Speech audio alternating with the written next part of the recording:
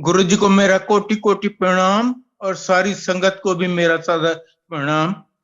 ये मेरा सौभाग्य है कि आज मैं आपके साथ सत्संग कर रहा हूं, क्योंकि गुरु जी कहते हैं जो सत्संग करे उसका भी कल्याण, जो सत्संग सुने उसका भी कल्याण।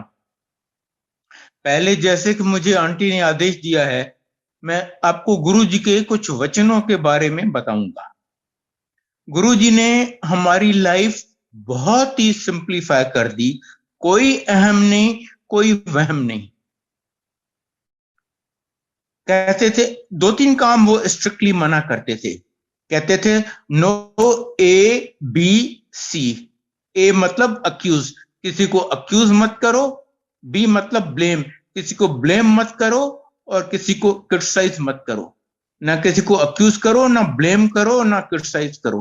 और निंदा के लिए एकदम मना करते थे। कहते थे अगर आप किसी की निंदा करते हो ना, तो आप उससे बड़ा उपकार उस पर कर ही नहीं सकते। आप उसके सारे पास्ट, प्रेजेंट और फ्यूचर जन्मों के सब कुकर्म पाप अपने ऊपर ले लेते हो। इसलिए कभी किसी की निंदा मत करो। कहते थे बस अपना मन साफ रखो। अगर आपका मन साफ है तो नलके का पानी भी गंगा जल है आपके लिए। और अगर मेरे मन में छल कपट है तो मैं एक का 100 बार गंगा में नहा लूं, ये तन जरूर धुल जाएगा, पर व्हाट अबाउट जो मेरे मन के अंदर मैल है, वो तो वहीं की वहीं रहेगी ना। इसीलिए कहते थे बस अपना मन साफ रखो। यहां पर कोई फॉर्मेलिटी नहीं करनी, कुछ अहम नहीं, कुछ वहम नहीं। किसी आंटी ने गुरुजी से पूछा, गुरुजी सब कहते हैं कि काली बिल्ली रास्ता कट जाए तो नहीं जाना चाहिए। गुरु कहते हैं और काली बिल्ली वड्डी या वाहेगुरु? ऑफ कोर्स वाहेगुरु गुरुजी। तो बस वाहेगुरु का नाम ले ते चलना, चलते बनो। कोई वहम नहीं, कोई अहम नहीं। बैठ के पूजा करने के वो डेड अगेंस्ट थे। कहते थे चलते फिरते, उठते बैठते, नहाते, सैर करते, जब आपको कन्वीनियंट हो आप थोड़ी सी गुरु जी की पूजा कर लो, थोड़ा उनको याद कर लो। बाकी आप तो, आपके तो बस का है ही नहीं कुछ।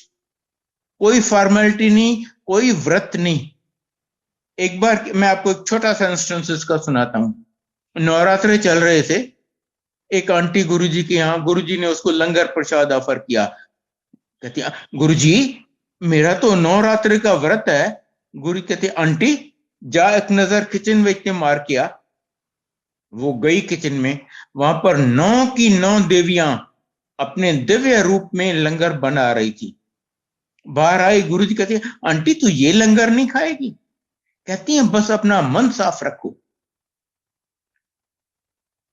अगर भूखे रहने से ही भगवान मिल जाता ना, तो वो जो भिखारी होते हैं, बहुत गरीब लोग होते हैं, जिनको कभी दिन में एक बार भी शायद पेट भर के खाना नहीं मिलता, उनको तो आपसे और मेरे से बहुत पहले भगवान मिल जाता। कहते थे बस आपका मन साफ रखो और आंटी अंकल की सेवा करे, अंकल आंटी की सेवा करे, बच्चों की सेवा करो, मां बाप की, भाई बहन की और संगत की। That is much more important than बैठ के मैं पहाड़ पे जाके या किसी गुफा में बैठ के और मंत्र जाप करूं या मंत्र गुरु जी को याद करूं। कहते हैं सच्ची सेवा वही है जो आप अपने फैमिली की, आपके अड़ोस पड़ोस की, अगर कोई गरीब आपके यहाँ आता है तो उसको अगर आप एक रोटी दे देते हो ना, तो वो सबसे बड़ी सेवा, वो सबसे बड़ी पूजा है। बस अपना मन साफ रखो। गुप्त दान, गुप्त पाठ, गुप्त सेवा। कहते हैं अगर दान करते हो ना तो हमेशा लेफ्ट हैंड से करो, क्योंकि लेफ्ट हैंड दे देता है, राइट हैंड हमेशा सोचता है कि अरे इतना दूं या कुछ कम दूं या कुछ बचा के रखूं। और अगर आप कुछ दान करते हो तो आपके बगल वाले को भी, आपकी आंटी या अंकल को भी नहीं पता चलना चाहिए कि आपने दान किया। बस जो भी आप कर रहे हो वो गुरुजी तो देख रही है ना, देखने वाले तो वो हैं, आपको क्रेडिट देने वाले तो वो हैं। बस आप उनको वो करो, और उनको खुश करने का सबसे आसान तरीका है कि आप हरेक की सेवा करो। जो भी हो, कोई भी गरीब आपके घर पे आए, आपके बच्चे, आपके हस्बैंड, माँ बाप, सास ससुर, उन सब की सेवा करो। बाकी तो सब ये दिखावा है।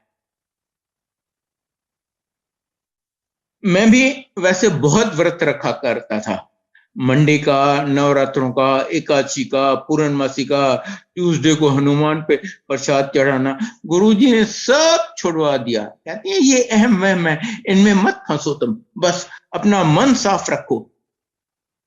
अगर कोई आपके साथ गलत करता है, अगर कोई आपको गाली भी देता है ना, आप चुप करो, आप फिर भी उसको ब्लेस करो, उसको उसके किए की सजा देना वो मेरा काम है, मैं उसको देख लूंगा। आप किसी को लिए बुरा मत सोचो, बुरा मत करो, बुरा मत बोलो, बस आप साफ रहो अपने आप को। दिस इज द बेस्ट जो हमने गुरुजी से, हमारी पूरी जिंदगी गुरुजी ने हम चेंज कर दी। नहीं तो हम भी, आपको पता ही है हम इंसान कैसे हैं, हम तो रोज पता नहीं कितने कुकर्म, कितने गलत काम करते रहती हैं। गुरुजी ने कहा बस अपना मन साफ रखो, और और कुछ करने की जरूरत नहीं है। बैठ के पूजा करने की या पहाड़ों पे जाके पूजा करने की कोई जरूरत नहीं है। जब आप खाना, आंटियां हैं अगर खाना बना रही हैं, तो खाना बनाते वक्त आप गुरुजी को याद कर लो, हो सके तो मंत्र जाप या कोई गुरुजी का शब्द लगा लो। अब देखिए उस दिन आप जो खाना बनाएंगी उसमें इतना ज्यादा टेस्ट होगा, आप खुद सोचेंगी कह रही ये मैंने इतना अच्छा खाना कैसे आज बना लिया। अब मैं आपको थोड़े से सत्संग सुनाता हूं। मैं सबसे पहले आपको बताता हूं कि मैं गुरुजी के पास कब, क्यों और कैसे गया था। आज से लगभग 25 साल पहले मेरी जिंदगी बहुत फर्स्ट क्लास जा रही थी। मेरी जिंदगी में सो कॉल्ड कोई कमी नहीं थी। जो भी एक आदमी, ऑर्डिनरी आदमी चाहेगा ना, वो सब चीजें मेरे पास थी। मैं इंजीनियर हूं, भारत सरकार यानी गवर्नमेंट ऑफ इंडिया का एडवाइजर था, काफी अच्छी पोस्ट होती है। मेरी आंटी यानी मेरी वाइफ डॉक्टर है, वो दिल्ली में सेंट्रल गवर्नमेंट हेल्थ स्कीम में चीफ मेडिकल ऑफिसर इंचार्ज थी। 100 से ज्यादा डिस्पेंसरीज हैं, उसमें से एक की वो इंचार्ज थी। 2 बेटे, बड़ा बेटा 24 साल का, वो इंजीनियर, गवर्नमेंट ऑफ इंडिया में ऑफिसर, कंप्यूटर इंजीनियर था। छोटा बेटा इंजीनियरिंग कंप्लीट करने वाला था। एक बिटिया मैरिड, वेल सेटल्ड। मेरा ऑफिस मुझे बहुत बिजी रखता था, कुछ इधर उधर धर्म वरम का काम वाम मैं नहीं करता था, बस मैं बिजी था। ठीक है, बहुत बढ़िया चल रहा है। हाँ, मेरी जिंदगी में एक बहुत बड़ी कमी थी, मेरा कोई गुरु नहीं था। पर तब मुझे इतनी अकल नहीं थी कि जिंदगी में गुरु का होना कितना जरूरी है। कहते हैं गुरु के बगैर गत नहीं है, पर तब मुझे इतनी अकल नहीं थी। अचानक मेरी जिंदगी में एक ऐसा भयंकर तूफान आया, यूं समझिए मेरी पूरी दुनिया उजड़ गई। बड़ा बेटा computer engineer, government of India में ऑफिसर। एक दिन उसकी ऑफिस में कोई मीटिंग थी जिसमें उसको लंच मिलना था। बाय चांस वो मीटिंग पोस्टपोन हो गई, तो उसको लंच नहीं मिला। वैसे ये घर से लंच ले जाया करते था, उस दिन नहीं लेके गया था, तो उसने कैंटीन में डोसा खा लिया। इसका थोड़ा पेट खराब हो गया, लूज मोशंस और स्टमक की। भागा मम्मी के पास, मम्मी ने इसको दवाई दी, काफी कम हो गया पर कुछ ज्यादा ही लंबा चला। तो मम्मी के कलीग्स ने उसको सजेस्ट किया कि इसका एक अल्ट्रासाउंड करवा लो। उसने अल्ट्रासाउंड करवाया, पता चला राइट किडनी के ऊपर एक छोटा सा लंप है। डॉक्टर्स ने कहा, स्पेशलिस्ट ने कहा, नहीं नहीं कोई घबराने वाली बात नहीं है, वेल एनकैप्सूल्ड है। पर फिर उन्होंने कहा नहीं, अच्छा why take a chance, operation करके इसको हटा ही देती हैं, to be on the safe side. उसका जब ऑपरेशन हुआ, उसका जब रिजल्ट आया, यूं समझिए हमारी पूरी दुनिया उजड़ गई। कहते हैं जी ये तो तब तक काफी फैल गया था और ये बहुत बुरे टाइप का कैंसर था। अब हम इसकी 9 महीने केमोथेरेपी करेंगे, बहुत स्ट्रांग डोजेस, पर ठीक होता है यानी हम कुछ नहीं कह सकते। हमने उसका एक सैंपल अमेरिका में भेज के यूएसए में वहां पर टेस्ट करवाया। एक sample Tata memorial hospital Bombay में, जो कि इंडिया का सबसे पुराना और कैंसर का सबसे बढ़िया हॉस्पिटल है, हमें हर जगह से जवाब मिल गया। टाटा मेमोरियल हॉस्पिटल के हेड ने यहां तक कहा, कहता है ये कैंसर तो 3-4 साल के बच्चे को होता है और वो हमेशा मर जाता है, इसको पता नहीं कैसे इस उम्र में हुआ है, अनहर्ड ऑफ, और इस कैंसर का मेडिकल साइंस में कोई जवाब नहीं है, आप बेटे को भूल जाइए। इनफैक्ट वार्न किया, कहता है कुछ मत करो, कोई चांस नहीं है कि आप इसे बचा सको, और ये जितने दिन जिंदा रहा ये भुगतेगा, इसके साथ आप भुगतेंगे। अकलमंदी है कि जितना जल्दी जाता है जाने दो। अब समझ सकते हैं 24 साल के बेटे के लिए ये सुन के हमारी क्या हालत हुई होगी। तब गुरुजी ने हम पर असीम कृपा करके हमें अपनी शरण में बुला लिया। ये मैं इसलिए कह रहा हूं कि इस द्वार पे पहली बार हो, 10वीं बार या 100वीं बार, आप तभी आ सकते हैं जब गुरुजी आपको बुलाएं। अपनी मर्जी से या किसी के कहने से कोई नहीं आ सकता, और गुरुजी को बुलाने के बहुत बहुत तरीके हैं। अब देखिए हमें वो कैसे बुलाते हैं।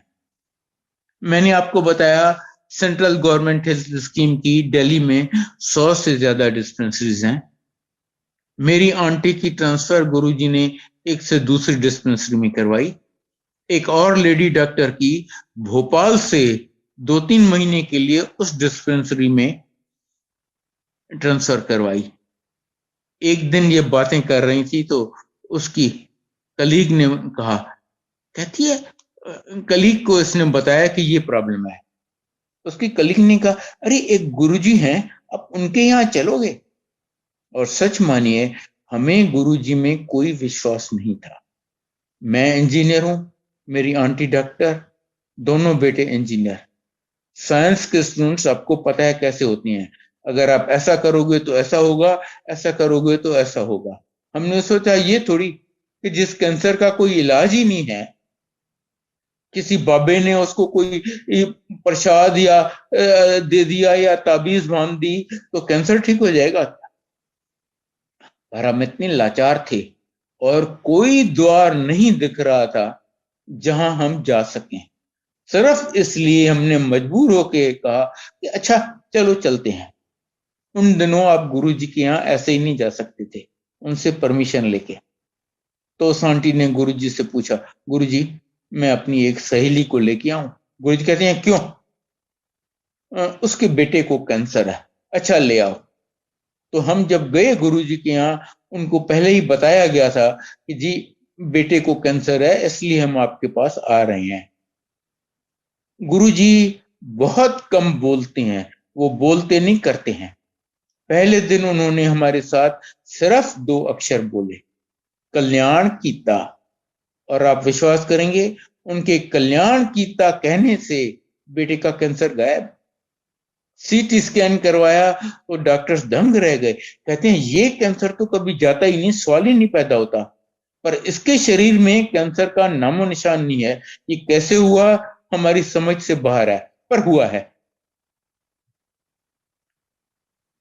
फिर गुरुजी कहने लगे मुंडे दा ब्याह कर लो, मुंडे दा ब्याह कर लो। ऑफ कोर्स उसकी उम्र भी थी और कौन माँ बाप नहीं चाहेगा कि बेटे की शादी हो, पर आप में से कुछ लोग तो कम से कम जानते होंगे कि कैंसर आपका एक बार ठीक हो भी जाए ना, फिर होने का काफी खतरा रहता है। इसलिए कहीं बात नहीं बन रही थी। हमने अपना पूरा दम लगा लिया, बहुत अच्छे अच्छे प्रपोजल्स आए, सब बातें दोनों फैमिलीज को ठीक लगी। एंड में जब उनको बताते तो भाई देखो आज ये गुरुजी की कृपा से ठीक है, पर इसको कैंसर हो चुका है, अच्छा जी राम राम, बस फिर वो हमें अपनी शक्ल ही नहीं दिखा। काफी देर ये सिलसिला चलता रहा, गुरुजी कहते रहे और हम कोशिश करते रहे, हुआ कुछ भी नहीं। आखिर एक दिन जब फिर उन्होंने मेरी आंटी को बोला, ओ मुंडे दा ब्याह कर ले, कहती गुरुजी लड़की भी आप ही दिलाइए, क्योंकि तब हम समझ गए थे कि ये काम हमारे बस का नहीं है।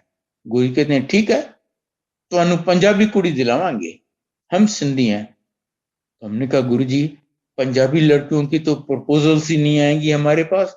वो सोचेंगे कि ये तो सिंधी लड़की ढूंढ रहे होंगे, बिगनिंग कैसे होगी, एक ऐड दे दें न्यूज़पेपर में, क्या करें? कहते नहीं नहीं, चुप करके बैठ जाओ, घर बैठे कुड़ी आ जाएगी। जैसे कुड़ी कोई खिलौना है कि घर बैठे आ जाएगी। यार हमारी कोशिश से तो वैसे भी कुछ नहीं हो रहा था, हम भी चुप करके बैठ गए। लगभग 1 साल बीत गया।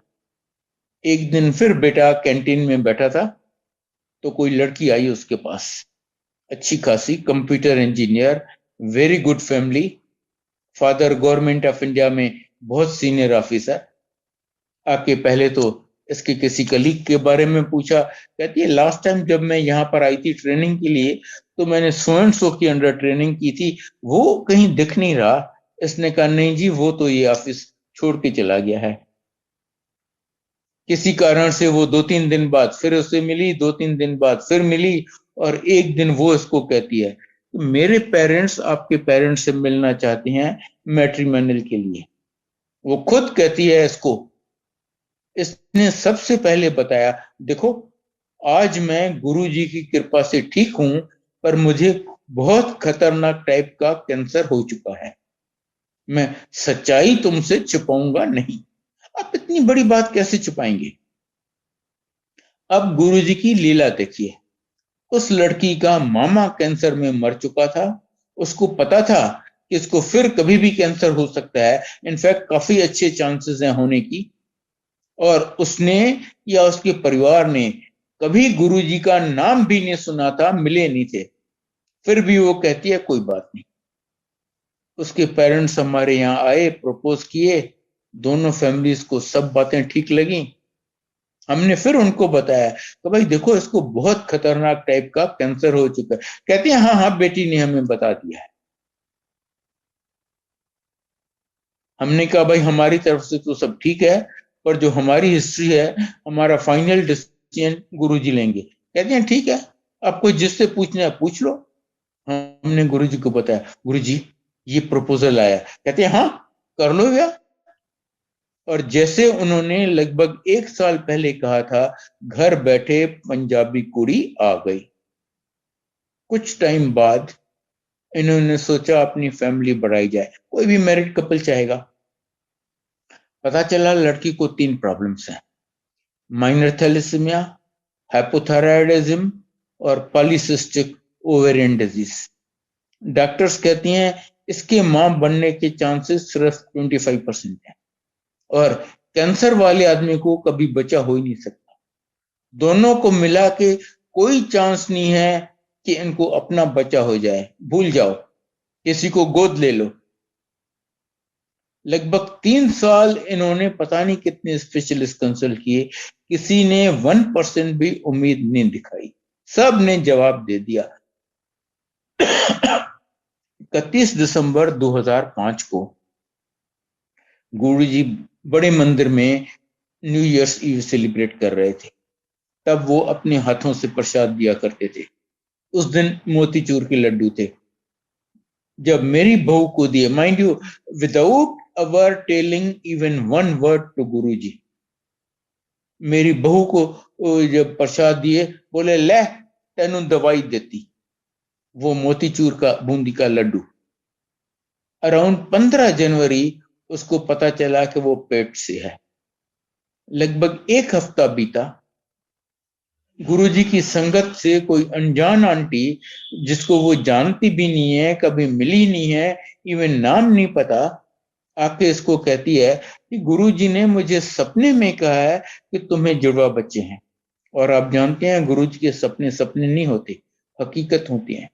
अब कंसीव करने के 1 हफ्ते बाद तो दुनिया का बेस्ट डॉक्टर या अल्ट्रासाउंड एग्जाम आपको नहीं बता सकता कि जुड़वा बच्ची हैं या एक है। वो आंटी आके कहती है कि गुरुजी कहते हैं इसको जुड़वा बच्ची हैं। 24 फरवरी 2006 महाशिवरात्रि का दिन, मेरी बहू को कंसीव किए लगभग 1.25 महीना हुआ था। सवेरे सवेरे उसको सीवियर हेमरेज हो गया। उसने अपनी डॉक्टर को फोन किया। डॉक्टर कहती है ऑब्वियसली मिसकैरेज हो रहा है, तुम एकदम बेड रेस्ट लो, एकदम मतलब एकदम, इवन वॉशरूम तक मत जाओ, बेड पेन यूज करो, मुझे दिखाने भी मत आओ, मेरे करने लायक कुछ भी नहीं है, और जो तुम वहां से यहां तक आओगी तुम्हारा केस और बिगड़ेगा, आगे तुम्हारी किस्मत। अगेन गुरुजी की लीला देखिए। महाशिवरात्रि का दिन शाम को बड़े मंदिर में साल का second most important function, most important है 7 जुलाई गुरु जी का बर्थडे, और ये Mahashivratri second most important function for the first time, और जहां तक मुझे पता है ओनली टाइम अभी तक, ऑर्गेनाइजर्स ने सोचा अरे यहाँ तो हजारों अंकल आंटियां होंगे, हर एक कहेगा गुरु जी की आरती मैं करूं, हम किसको हाँ बोले किसको ना बोले, चलो आज गुरु जी की आरती आंटियों से करवाते हैं और लॉटरी डालते हैं कि गुरु जी की आरती कौन कौन करेगा। जब लॉटरी डाल रहे थे मेरी आंटी ने अपना तो नाम डाला, बहू का भी डाला, बेटी का भी डाला। बहू बेटे ने हमें बताया नहीं था कि बहू की क्या हालत है, पता था कुछ कर तो सकेंगे नहीं, खाम खा का उनको भी टेंशन हो जाएगा। और जब लॉटरी का रिजल्ट निकला, जो गुरुजी की मर्जी, मेरी आंटी का नाम नहीं निकला, बेटी का नाम नहीं निकला, बहू का नाम निकला कि वो गुरुजी की आरती करेगी। हमने उसको फोन किया, अरे कहाँ हो तुम, जल्दी आओ, तुम उन भाग्यशाली में से हो जो आज गुरुजी की आरती करेंगी। उसकी आस्था देखिए, फिर भी उसने हमें नहीं बताया कि उसकी क्या हालत है। कहती है मुझ में बिस्तर से उठने की शक्ति नहीं थी, सारा दिन बिस्तरे पे रही थी, बेड पेन यूज किया था, पहली बार वो बिस्तरे से उठी, तैयार हुई। वो गाजियाबाद में रहते थे, गाजियाबाद से बड़े मंदिर 45 किलोमीटर की ड्राइव के बाद पहुंची, गुरुजी की आरती की और वापस घर गई। बहू बेटा कहते हैं हमें 15 दिन डॉक्टर के पास जाने की हिम्मत नहीं पड़ी, कि तुम बेवकूफ हो, मैं तुम्हें कहती हूँ वॉशरूम तक मत जाओ और तुम 90-90 किलोमीटर ड्राइव करती फिरती हो, पागलपन नहीं तो क्या है। 15 दिन बाद जब वो गई डॉक्टर के पास, डॉक्टर ने उसे एग्जामिन किया, उसका रंग उड़ गया। कहती है एक बेबी का प्लेसेंटा मां से अलग हो गया है, अब तो उसको ना ब्लड सप्लाई मिलेगा ना ऑक्सीजन, अब तो उसके जिंदा रहने का सवाल ही नहीं पैदा होता, और वो बच्चा मर जाएगा, उसका जहर फैल जाएगा, दूसरा बच्चा भी मर जाएगा, और जब तक दूसरा बच्चा जिंदा है हम एबॉर्शन करके पहले बच्चे को निकाल नहीं सकते। अब तो भूल जाओ इस प्रेगनेंसी को, कोई चांस नहीं है, कोई कुछ नहीं कर सकता। पर गुरुजी तो कहते हैं ना, मैं शुरू वहां पर होता हूं जहां आदमी की सोच या मेडिकल साइंस खत्म होती है। उस हालत में भी उसकी प्रेगनेंसी चलती रही। हाँ, बच्चों का रेट ऑफ ग्रोथ जरूर कम हो गया। डॉक्टर हैरान, कहती है ऐसा केस हमने ना कहीं पढ़ा है, ना सुना है, ना देखा है कि बगैर ब्लड सप्लाई, बगैर ऑक्सीजन के प्रेगनेंसी चल रही है और दोनों बच्चे जिंदा हैं। उसने 15 जनवरी के अराउंड कंसीव किया था, 22 अक्टूबर को ड्यू थी। गुरुजी ने 2 बार सपने में आके मेरी बहू को बता दिया कि उसकी डिलीवरी 21 सितंबर को होगी, 1 महीना 1 दिन पहले। और 21 सितंबर को उसने जुड़वा बच्चे डिलीवर किए, लड़का और लड़की। एक के माथे पे ओम, दूसरे के हाथ पे त्रिशूल। गुरुजी कहते हैं ये ऐसे वैसे बच्चे नहीं हैं, ये शिव जी के बच्चे हैं। नामकरण गुरुजी ने किया और नाम रखे अर्जुन और गौरी, जो शिव जी और माता पार्वती के दूसरे नाम है। मेरे बेटी को कहते हैं देखो मैंने एक झटके में तुम्हारी फैमिली कंप्लीट कर दी, इवन मेरे से तुम्हें कभी कुछ मांगना नहीं पड़ेगा। जबकि मांगना तो छोड़िए, मैंने आपको बताया कैसे हुए, हमने गुरुजी को कभी बताया तक नहीं कि गुरुजी ये प्रॉब्लम है, कुछ मेहर कीजिए। वो जानी जान, मैं क्या बताऊंगा उनको। और मेरी आंटी को कहती है आंटी कदी वेख्या कदी सुनिया कैंसर वाले बंदे नु बच्चा हो जाए, मैं तेरी डॉक्टरी फेल कर देती। ये हैं हमारे गुरुजी, साक्षात महाशिव, दी अल्टीमेट, जिनके ऊपर कोई भी नहीं है। गुरुजी कहते हैं मैं अपनी मर्जी से आता हूं, अपनी मर्जी से जाता हूं। कभी सुना है आपने कि कोई ऐसा कहे? और कहते हैं मैं आता हूं सिर्फ जो मेरे पता नहीं कितने जन्मों से भगत रह चुके हैं उनको इकट्ठा करने, उनको कल्याण करने के लिए। यहां पर कोई नया पुराना नहीं है, ये मत सोचिए कि अगर आज आप पहली बार आ रहे हैं गुरुजी के यहाँ तो आप आज से जुड़े हैं। आपको पता ही नहीं आप कितने जन्मों से उनके साथ हैं। कोई आंटी आई गुरुजी को कहती है, गुरुजी आज तो मुझे ब्लेस कर दीजिए। गुरुजी कहते हैं मैंने तो तेरे को 300 साल पहले भी ब्लेस किया था।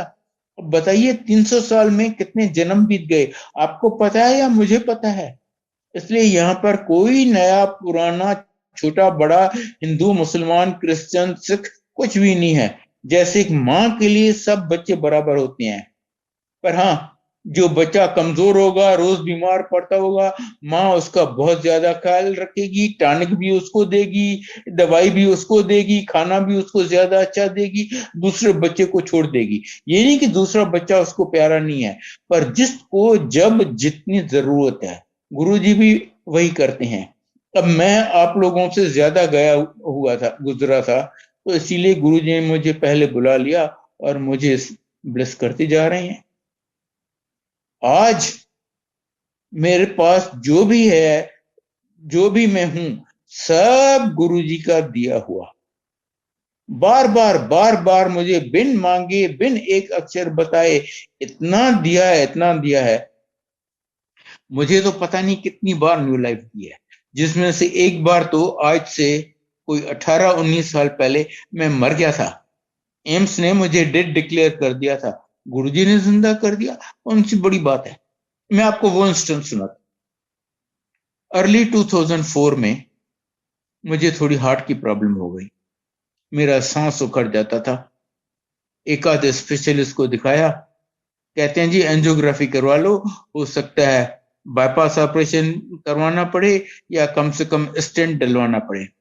मैं दिल्ली में रहता था, मैंने बत्रा हॉस्पिटल में अपॉइंटमेंट ले ली एंजियोग्राफी की, और उसके बाद गुरुजी को बताया। माइंड यू कुछ मांगा नहीं, ऐसे ही बताया, गुरुजी मैं बत्रा हॉस्पिटल में एंजियोग्राफी करवाने जा रहा हूँ। कहते हैं नहीं नहीं नहीं, बत्रा में नहीं, तू एम्स में करवा।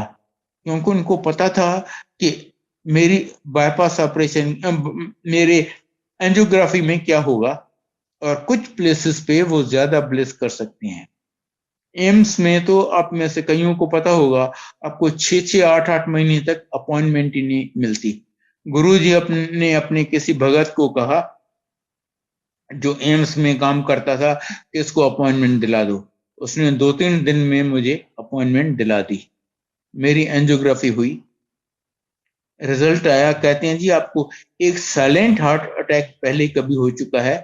साइलेंट मतलब तब आपको पता ही नहीं चला, आपकी हार्ट बहुत ही डैमेज्ड है और आपकी तीनों आर्टरीज ब्लॉक्ड है। फिलहाल तो वो मुझे आईसीयू में ले गए कि सीनियर डॉक्टर इंचार्ज आएगा, वो डिसाइड करेगा कि आपके साथ क्या करना है, कब करना है, कैसे करना है। वहीं पर आईसीयू में कोई 1-1.5 घंटे के बाद, दिन के में भी 1 बजे के करीब, मुझे सेकंड मैसिव हार्ट अटैक हुआ और मैं मर गया। डॉक्टर से कहा खत्म है, इसकी हार्ट चल नहीं रही, पल्स है ही नहीं, इसमें कुछ है ही नहीं।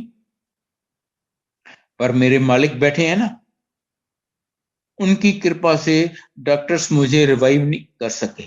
मुझे नहीं पता इलेक्ट्रिक शॉक दिया, हार्ट मसाज किया या क्या किया, पर बोले हाँ जी हमने उसको रिवाइव कर दिया है। ये हुआ दिन के 1-1.5 बजे। मैं वहीं आईसीयू में पड़ा रहा।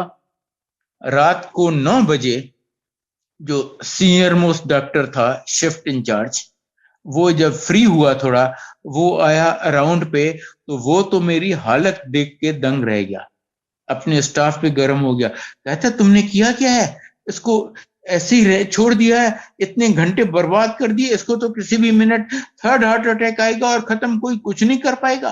आपने मुझे उस टाइम क्यों नहीं बुलाया? मैं तो कुछ सुनने समझने लायक हालत में ही नहीं था। मेरी आंटी को उसने बताया, कहता है इसका इमीडिएट बाईपास ऑपरेशन करना पड़ेगा। इमीडिएट मतलब अभी, मैं सवेरे तक वेट नहीं कर सकता, तब तक तो ये पता नहीं कहां पहुंच जाएगा। और आजकल तो बाईपास ऑपरेशन मामूली बात हो गई है, हर हॉस्पिटल में रोज पता नहीं कितने होते रहते हैं। पर जो इसकी हालत है, काफी रिस्क है, हो सकता है ये ऑपरेशन टेबल पे खत्म हो जाए और मैं कुछ नहीं कर पाऊं। अगर आप रिस्क लेने को तैयार हो तो मैं ऑपरेशन करूंगा, वरना इसको किसी भी मिनट थर्ड हार्ट अटैक आएगा and that will be the end. अब ऐसे फंसे, समझ नहीं आए क्या करें। मेरी आंटी ने किसी संगत के थ्रू गुरुजी को मैसेज भेजा, गुरुजी अंकल आईसीयू में है और डॉक्टर ऐसे कह रहा है, समझ नहीं आता हम क्या करें। गुरुजी कहते हैं क्या है, डॉक्टर तो चीरेगा फाड़ेगा ही, अंदर जो करना है वो तो मैं करूंगा, करवा लो ऑपरेशन। अब ये सुनने के बाद तो कोई गुंजाइश ही नहीं रही। इस प्रोसेस में लगभग 2 घंटे लग गए। रात को 11 बजे मेरी आंटी ने डॉक्टर को क्लियरेंस दिया, कहती है तेरे को जो करना है कर ले। वो बेचारा सवेरे 9 बजे से ड्यूटी पे था, रात को 11 बजे मुझे ऑपरेशन थिएटर में ले गया। 6.5 घंटे मेरा ऑपरेशन चला। जैसे ही मुझे वापस आईसीयू में ले आए, देखा अंदर आर्टरी बस्ट हो गई है। फिर ऑपरेशन थिएटर में ले गए, फिर खोले, फिर 1.5-2 घंटे इनको जो करना था किया। इस ऑपरेशन के बाद नॉर्मली लोग 1-1.5 दिन आईसीयू में रहते हैं, 3-4 दिन हॉस्पिटल में। मैं 1 हफ्ता आईसीयू में था with every possible life support system, pacemaker, oxygen, पता नहीं क्या क्या। जहां वो एक सिस्टम हटाते, पहले तो हमको वार्न करते कि don't think he is out of danger, और जैसे ही वो हटाते मैं फिर क्रिटिकल हो जाता। 1 हफ्ता आईसीयू में रहा, 3 हफ्ते हॉस्पिटल में रहा, बार बार कॉम्प्लिकेशंस हो जाती। मुझे 2 बार फिर एडमिट होना पड़ा एज इंडोर पेशेंट। मेरे लंग्स इतने कमजोर हो गए थे कि 3 महीने मैं एक अक्षर नहीं बोल सका, 3 महीने में। 3 महीने मैं सीधा बैक पे लेटता था, मुझे करवट बदलने की इजाजत नहीं थी। वो 3 महीने जो मैंने और मेरी फैमिली ने सफर किया है ना, आप सोच नहीं सकते। पर ये 18-19 साल पहले की बात है। आज मैं आपके सामने हूं, भला चंगा, एकदम फर्स्ट क्लास। अच्छा, एक और चीज मैं आपको छोटी सी बताता हूं। मुझे हर 3-4 महीने उस डॉक्टर के पास जाना पड़ता है चेकअप के लिए। वो डॉक्टर मेरे प्रोग्रेस से बहुत खुश है। मैंने थोड़ा बहुत उसको गुरुजी के बारे में भी बताया है, हालांकि वो इतना बिजी रहता है, कभी गुरुजी के यहाँ आया नहीं। कुछ टाइम पहले वो मुझे कहता है जो मैंने बाईपास ऑपरेशन किया था उसकी लाइफ तो 7-8 साल होती है, उसके बाद फिर वो आर्टरीज ब्लॉक हो जाती हैं, फिर बाईपास ऑपरेशन दूसरी बार करवाना पड़ता है। कहता है आप वो बाईपास ऑपरेशन या दवाइयों के जोर पे नहीं चल रहे, आप सिर्फ अपने गुरुजी की मेहर से ही चल रहे हो। इमेजिन, जो डॉक्टर आज से 18 साल पहले एम्स में शिफ्ट इंचार्ज था, ये उसके वर्ड्स हैं। अब मैं आपको एक रिलेटेड केस और सुनाता हूं, सिमिलर। एक अंकल, इंसिडेंटली जो आंटी हमें गुरुजी के पास लेके गई, उसका ब्रदर, उसकी भी एंजियोग्राफी हुई। डॉक्टर्स कहते हैं अरे तुम्हारी तो तीनों आर्टरीज ब्लॉक्ड हैं, अभी एडमिट हो जाओ, बाईपास ऑपरेशन करवा लो। वो कहता है डॉक्टर साहब अब मुझे 1 दिन की मोहलत दीजिए। डॉक्टर कहता है ठीक है, कल सवेरे आ जाना। ये शाम को गया गुरुजी के पास। गुरुजी, डॉक्टर्स कहते हैं मुझे इमीडिएट बाईपास ऑपरेशन करवाना पड़ेगा। गुरुजी कहते हैं वो कुछ नहीं है, तेरे को वहम ना कीता कर। ना सिर्फ डॉक्टर ने कहा है, उसके हाथ में एंजियोग्राफी की रिपोर्ट है। वो कहता है गुरुजी डॉक्टर्स तो कह रहे हैं मेरी तीनों आर्टरीज ब्लॉक्ड है। ले, डॉक्टरों ने की पता। अब उसके हाथ में एंजियोग्राफी रिपोर्ट है, आप उसको बोलो डॉक्टर ने की पता, वो कुछ जवाब देने लायक तो बचा ही नहीं। हक्का बक्का गुरुजी की तरफ देखने लग गया। गुरुजी कहते हैं बैजा बैजा, बैठ गया वो। गुरुजी, उस दिन गुरुजी की प्लानिंग, उस दिन समोसा प्रसाद था और वहां पर रियल किंग साइज बड़े बड़े समोसे होते थे। गुरुजी ने एक हाथ में उठाए 5 किंग साइज समोसे, उसको देते हैं, ले ये खा ले। एंड आई चैलेंज, जो भी आप सुन रहे हैं ये सत्संग, आप में से या मैं, कोई भी 5 उतने बड़े समोसे नहीं खा सकता। गुरुजी की कृपा से उसने किसी तरह धीरे धीरे धीरे धीरे वो 5 खा लिए। गुरुजी ने 2 और दिए, ले ये भी खा ले। उस बेचारे ने वो भी खा लिए। अब देखिए जिसकी तीनों आर्टरीज ब्लॉक है उसको 7 समोसे दे रहे हैं खाने के लिए।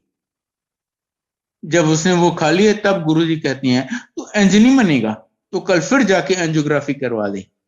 उसने भी सोचा हाँ ये बात ठीक है। अगले दिन वो गया, डॉक्टर साहब मेरी एंजियोग्राफी फिर करो। डॉक्टर कहता है अरे कल तो तेरी एंजियोग्राफी की है, एक दिन में एंजियोग्राफी में क्या चेंज आएगा। डॉक्टर साहब मैं पैसे दे रहा हूं ना, आप करो तो सही। उसने जिद करके एंजियोग्राफी करवा ली और वो डॉक्टर इंडिया के 3 टॉप मोस्ट कार्डियोलॉजिस्ट में से है, हेड ऑफ ए हॉस्पिटल। वो आके इससे हाथ जोड़ के माफी मांगने लगा। भाई साहब सॉरी, लगता है मेरे स्टाफ ने कुछ गड़बड़ कर दिया है, कुछ रिपोर्ट में मिक्सअप हो गया है। कल वाली रिपोर्ट में तीनों आर्टरीज ब्लॉक्ड हैं, आज वाली में तीनों clear like a 20-year-old young man. ये दोनों रिपोर्ट सेम आदमी की हो ही नहीं सकती। लगता है मेरे स्टाफ ने कुछ मिक्सअप इन रिपोर्ट्स कर दिया है। ये कहता है नहीं डॉक्टर साहब, आपके स्टाफ का कोई दोष नहीं है, ये मेरे गुरुजी की मेहर है। वो कहता है मैं ऐसे गुरु को मिलना चाहता हूं। वो अपनी पूरी टीम लेके गुरुजी के यहाँ पहुंच गया और उसने अपनी वाइफ को स्किन कैंसर था जो गुरुजी ने ठीक किया। ये हैं हमारे गुरुजी। मैं क्या बताऊं आपको कितना। अब देखिए गुरुजी कहते हैं आपके 90% कर्म मैं माफ कर देता हूं और बाकी 10% आपसे वो भी नहीं भुगते जाएंगे, वो मैं आपको भुगताऊंगा। और वो इसलिए कि तभी आपका सब जन्मों के लिए अकाउंट क्लियर होगा और आप मोक्ष के हकदार बनेंगे। देखिए उस अंकल की गुरुजी ने 7 समोसे खिला के तीनों आर्टरीज क्लियर की, मेरी नहीं की। मुझे बोला बेटे ऑपरेशन करवा लेना, अंदर जो होगा वो तो मैं ही करूंगा। 3 महीने मैंने और मेरी फैमिली ने जितना सफर किया आप सोच नहीं सकते। अब गुरुजी मेरी भी तो 7 समोसे खिला के आर्टरीज क्लियर कर सकते थे ना, पर नहीं की। क्यों? मेरे पिछले जन्मों के कर्म उस अंकल से बहुत खराब रहे होंगे। बोले बेटा भुगत ले, मैं हूं ना तेरे साथ। वो 3 महीने कट गए ना, उस बात को तो 18 साल से ज्यादा हो गए हैं। ये हैं हमारे गुरुजी। इसीलिए आपको जो चाहिए वो अगर दे रहे हैं तो बहुत खुश होइए, उनका शुक्रिया अदा कीजिए कि वो आपको ब्लेस कर रहे हैं। जो आपको चाहिए वो नहीं दे रहे तो भी खुश होइए, उनका शुक्रिया अदा कीजिए। अगर वो आपको तरसा रहे हैं, तकलीफ में रख रहे हैं, परेशानी में रख रहे हैं, तो वो आपके कर्म कटवा रहे हैं, आपको मोक्ष का हकदार बना रहे हैं। और वो सिर्फ एक शिव जी ही कर सकते हैं।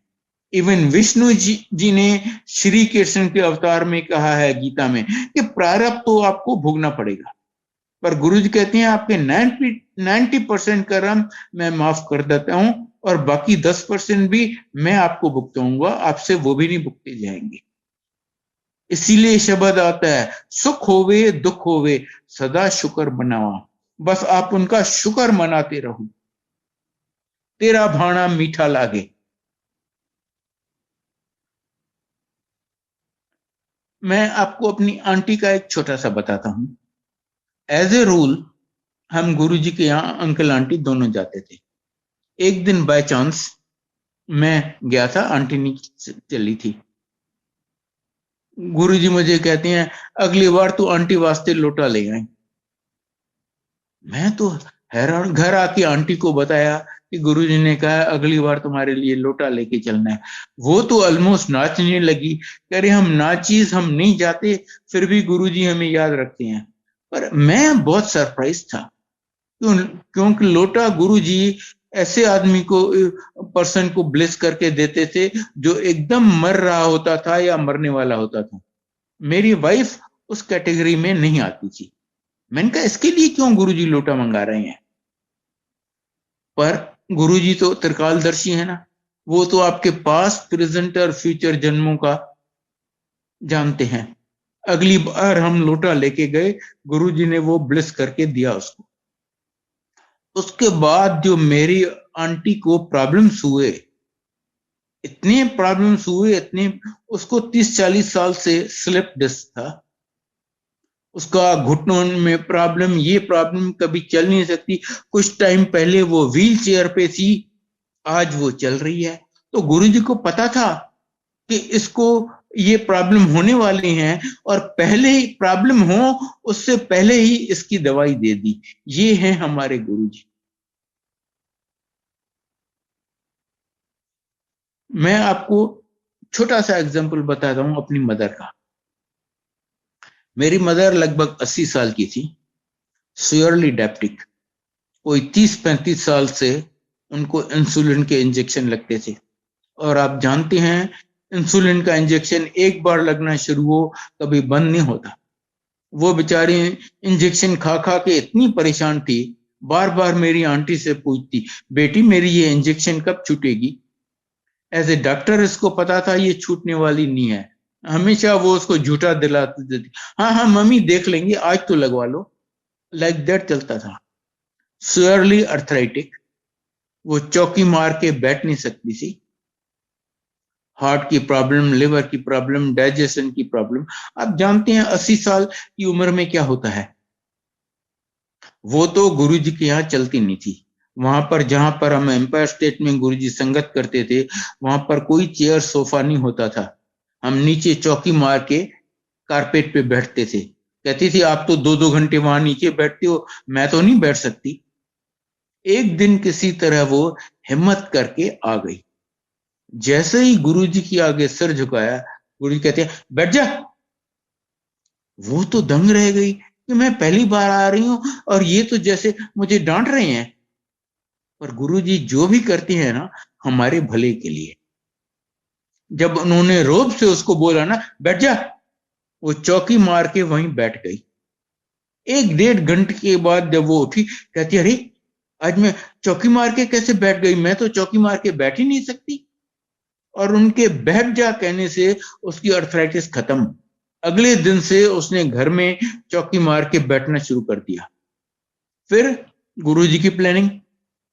उस दिन बर्फी प्रसाद था, और गुरुजी जो एक हाथ से हमें प्रसाद देते थे ना, हमारे दोनों हाथों में नहीं आता था। मुट्ठी भर के गुरुजी ने उसे बर्फी प्रसाद दिया। वहां हम प्रसाद बाहर जाके खाते हैं, तो उसने सोचा अरे मुझे तो डायबिटीज है, रोज इंसुलिन के इंजेक्शन लगती हैं, मैं कैसे इतनी बर्फी खाऊंगी। प्रसाद है, उसने जरा सा चख लिया, बाकी रुमाल निकाल के पर्स में रख दिया और आके चुपचाप अपनी जगह पे बैठ गई। पर गुरुजी तो जानी जान है, वो तो आपके मन की हर बात जानते हैं, आपके पास्ट, प्रेजेंट और फ्यूचर जन्मों का सब जानते हैं।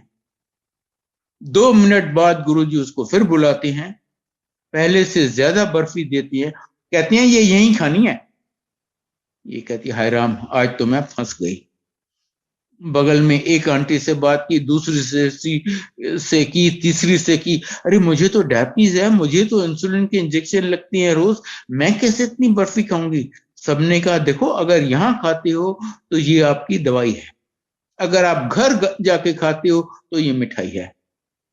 उसने बहुत डर डर के वो सारी खा ली, और रिजल्ट ये हुआ कि 8-10 दिन बाद जब वो अपने डायबिटीज एक्सपर्ट के पास गई फॉर पीरियडिक चेकअप, कहता है तुम्हारी डायबिटीज तो वेल अंडर कंट्रोल है, आज से इंजेक्शन बंद कर दो, जो कि मेडिकली इम्पॉसिबल है, बस रोज एक टैबलेट खा लिया करो।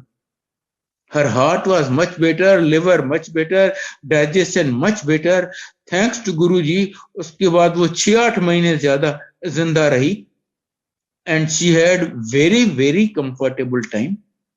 6-8 महीने के बाद जब उनका देहांत हो गया, मैंने एक दिन गुरुजी को बताया, गुरुजी माता जी का देहांत हो गया। कहते हैं बड़ा चंगा होया। इमेजिन, जिसकी मां मर गई है उसको कह रहे हैं बड़ा चंगा होया। Means what? वो ऊपर सचखंड में गुरुजी की शरण में पहुंच गई, और हम क्या मांग सकते हैं उनसे। ये हैं हमारे गुरुजी। यूं ब्लेसिंग लुटाती हैं, हम बहुत जल्दी रियलाइज करते हैं अरे हमारी झोली बहुत छोटी है, इनके हाथ बहुत बड़े हैं। पर आप क्या कितना लेते हैं डिपेंड्स ऑन यू। अब मैं आपको बताऊंगा कि उनकी ब्लेसिंग्स लेने के लिए आपको क्या करना है। नंबर 1, आपको आना है किसी फिजिकल सत्संग में, या ये जो जूम पे सत्संग हो रहे हैं आजकल। दूसरा, जब आप यहाँ आते हैं आप सिर्फ गुरुजी के लिए आते हैं, उनसे कनेक्शन कीजिए। शब्द चल रही है तो शब्द सुनिए, सत्संग हो रहा है तो सत्संग सुनिए, समझ आए या ना आए सुनिए। जैसे आप दवाई ले आते हैं, उस पे क्या लिखा है ये तो आपको नहीं समझ आता, पर आप दवाई खाते हो ना। किसी आंटी ने गुरुजी को कहा, गुरुजी हमें तो इतनी पंजाबी आती नहीं, ये शब्द हमारी समझ में तो आते नहीं। गुरुजी कहते हैं तुम्हें समझने के लिए किसने कहा है, मैंने तो सिर्फ सुनने के लिए कहा है। आपके मन में जो क्वेश्चन, जो डाउट, जो शंका होगी, बगैर क्वेश्चन पूछे किसी शब्द से, किसी के सत्संग से आपको उसका जवाब मिल जाएगा। जो भी आपको ग्रहण करने को मिलता है वो अनमोल है, कोई उसकी कीमत नहीं लगा सकता। प्लीज एक दाना, एक बूंद भी मत बचाइए। और मोस्ट इंपॉर्टेंट, टोटल सरेंडर, विश्वास, श्रद्धा, सब उन पे छोड़ दीजिए। वो जानी जान है, वो आपके मन की हर बात जानते हैं, आपके पास प्रेजेंट फ्यूचर जन्मों का सब जानते हैं। उनको कुछ बताने की जरूरत नहीं है, कुछ मांगने की जरूरत नहीं है। गुरुजी बार बार कहते हैं मंगो नहीं मनो। आप ये 2-3 छोटे छोटे काम कीजिए और मैं फर्स्ट हैंड एक्सपीरियंस से आपको गारंटी दे सकता हूं कि आप जितना सोचते हैं उससे बहुत बहुत ज्यादा ले जाएंगे, बिन मांगे, बिन एक अक्षर बताए। गुरु जी के हाथ बहुत बड़े हैं, हमारी झोली बहुत छोटी है। कोई ऐसी चीज नहीं है जो आपको यहां नहीं मिल सकती, हमने सब देखा है। एब्सोल्युटली इम्पॉसिबल केसेस में बच्चे दे देते हैं। मैंने अभी आपको अपने पोते पोती का बताया, मुझे केसेस पता है जहां आंटी को बच्चेदानी नहीं है या फेलोपियम ट्यूब नहीं है, उसको भी बच्चा दे दिया, कौन सी बड़ी बात है। बगैर उनकी आज्ञा के यमराज आपको छू नहीं सकता। मुझे केसेस पता है जहां एम्पायर स्टेट में संगत चल रही है, यमराज आया, वो किसी अंकल को ले जाने लगा। गुरुजी कहते हैं देख ये मेरा भगत है, तू इसे हाथ नहीं लगाएगा। यमराज कहता है गुरुजी आपको पता है इसका टाइम खत्म हो गया है, आज मुझे इसे ले जाने दीजिए। नहीं, आज मैं तुम्हें किसी हालत में इसे नहीं ले जाने दूंगा। और यमराज खाली हाथ वापस चला गया। मैंने अभी आपको अपना सुनाया कि मैं तो मर गया था, गुरुजी ने जिंदा कर दिया मुझे। तो उसके पहले उसके बाद भी गुरुजी ने पता नहीं कितनी बार न्यू लाइफ दी है, पता नहीं कितनी बार, मैं याद भी नहीं रख सकता। अगर मेरा हॉरोस्कोप किसी अच्छे पंडित को अभी दिखाओगे ना तो वो आप पे गर्म हो जाएगा, कहेगा मेरे से मखौल कर रहे हो, ये आदमी तो पता नहीं कितने साल पहले मर चुका है। सिर्फ गुरु जी की कृपा कि मैं आज जिंदा हूं, मैं आपके साथ सत्संग कर। जो भी आपको ग्रहण करने को मिलता है वो ग्रहण कीजिए, एक दाना एक बूंद भी मत बचाइए, क्योंकि वो गुरु जी की ब्लेसिंग है। और मोस्ट इंपॉर्टेंट है टोटल सरेंडर, विश्वास, श्रद्धा, उन पे विश्वास रखो। गुरु जी बार बार कहते हैं मंगो नहीं मनो। अच्छा, मैं आपको अब ये बताना चाहता हूं कि क्यों गुरु जी से नहीं मांगना चाहिए। इसके कई रीजंस हैं।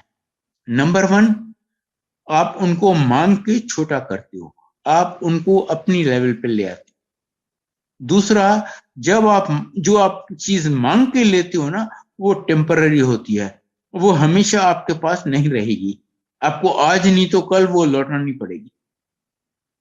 तीसरा, जब आप मांगोगे अपनी हैसियत, अपनी औकात के हिसाब से मांगोगे, वो देंगे तो अपनी हैसियत से। कहां उनकी हैसियत, कहां मेरी हैसियत, जमीन आसमान का फर्क है। और मोस्ट इंपॉर्टेंट, आपको पता ही नहीं आप जो मांग रहे हैं वो आपके लिए अच्छा है भी या नहीं है। वो देंगे जो ना सिर्फ आपके लिए, आपकी पूरी फैमिली के लिए अच्छा है। मैं इसका भी आपको एक छोटा सा इंस्टेंस देता हूं, अपने छोटे भाई का। मेरा छोटा भाई, ये ईयर 2000 की बात है। मेरा सबसे छोटा भाई 50 साल का भी नहीं था, गांधीधाम में काम करता था, एक प्राइवेट फर्म में मैनेजर था। उसको निमोनिया हुआ। निमोनिया तो बहुत छोटी सी बीमारी होती है, कोई छोटा मोटा डॉक्टर भी आपको ठीक कर देगा। मैंने गुरुजी को बताया, गुरुजी मेरे छोटे भाई को निमोनिया हुआ है। इमीडिएट, माइंड यू कुछ मांगा नहीं, सिर्फ बताया। इमीडिएटली मुझे कहते उन्हें जान दे, उन्हें जान दे। मैं तो हक्का बुक्का होके उनकी तरफ देखने लग गया। मैंने कहा मेरे बेटे को ऐसा लाइलाज कैंसर हुआ था, हमें हर जगह से जवाब मिल गया था, उसको सिर्फ कल्याण कीता कह के गुरुजी ने ठीक किया, और उसको इतनी छोटी सी बीमारी हुई है, निमोनिया, कह रहे हैं उन्हें जान दे। मैं तो हक्का बक्का उनकी तरफ देखता रह गया। तो उन्होंने मुझे समझाया, कहते हैं अगर मैंने इसे बचा लिया तो ये अपनी फैमिली को फाइनेंशियली रुइन कर देगा। अब उस डेट को ये बात मेरी समझ से बाहर थी। अपनी फैमिली का he was the only earning member. Gandhidham में एक प्राइवेट फर्म में मैनेजर था। उसकी वाइफ हाउसवाइफ थी, नॉट वर्किंग। बेटा इंजीनियरिंग कॉलेज में था, बेटी 11वीं या 12वीं में। उसने गांधीधाम में अच्छा खासा मकान बनाया था बैंक से लोन लेके, वो लोन रीपे करना था। मैंने तो सोचा अरे ये तो अगर मर गया तो उसकी फैमिली को तो भीख मांगनी पड़ेगी, और गुरुजी कह रहे हैं कि अगर मैंने उसे बचा दिया तो वो फैमिली को फाइनेंशियली रुइन कर देगा। और 2-3 दिन में वो मर गया। आज उसका बेटा इंजीनियर है, married, well settled in Australia, Melbourne में। बेटी ने सारी पढ़ाई खत्म कर दी, married, well settled in Australia. माँ बेटे के साथ ऑस्ट्रेलिया में रह रही है। मुझे नहीं पता ये कैसे हुआ, पर मुझे ये जरूर पता है उनको किसी भाई बहन के आगे हाथ नहीं फैलाना पड़ा। इसलिए गुरुजी पे विश्वास रखो, वो वही करती हैं जो पूरी फैमिली के लिए बेस्ट होता है। बस आप यहां आते रहिए और उनकी ब्लेसिंग्स लेते रहिए। May Guruji bless each and every one of you. I think I will stop here. अगर गुरुजी ने चाहा तो फिर कभी आपसे सत्संग करने का मौका देंगे। जय गुरु जी, जय गुरु जी, जय गुरु जी। मे